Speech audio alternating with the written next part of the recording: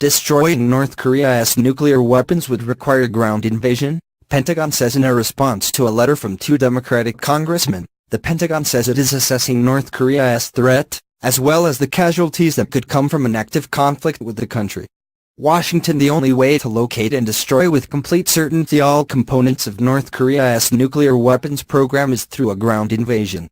That blunt assessment from the Pentagon is in response to a letter from two Democratic congressmen asking about casualty assessments in a conflict with North Korea. Rear Admiral Michael J. Dumont of the Joint Staff offered the assessment in response to a letter from Reps. Ted Lieu of California and Ruben Gallego of Arizona. Dumont noted that the U.S. is evaluating North Korea's ability to target heavily populated areas of South Korea with long-range artillery, rockets and ballistic missiles. He also pointed out that Seoul, the South's capital with a population of 25 million, is just 55 kilometers from the demilitarized zone. The amount of casualties would differ depending on the advance warning and the ability of U.S. and South Korea forces to counter these attacks, he said.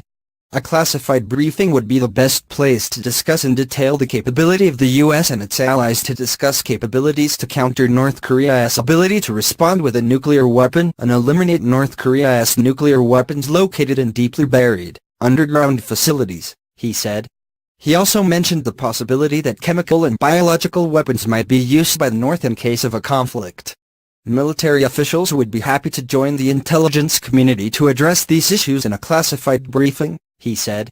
In a joint statement issued Saturday, 15 Democratic lawmakers and one Republican all-military veterans called the assessment that a ground invasion would be required to destroy the North's nuclear arsenal deeply disturbing, and that such an action could result in hundreds of thousands, or even millions of deaths in just the first few days of fighting. It is our intent to have a full public accounting of the potential cost of war, so the American people understand the commitment we would be making as a nation if we were to pursue military action, the lawmakers said. They also said the Trump administration has failed to articulate any plans to prevent the military conflict from expanding beyond the Korean peninsula and to manage what happens after the conflict is over. With that in mind, the thought of sending troops into harm's way and expending resources on another potentially unwinnable war is chilling.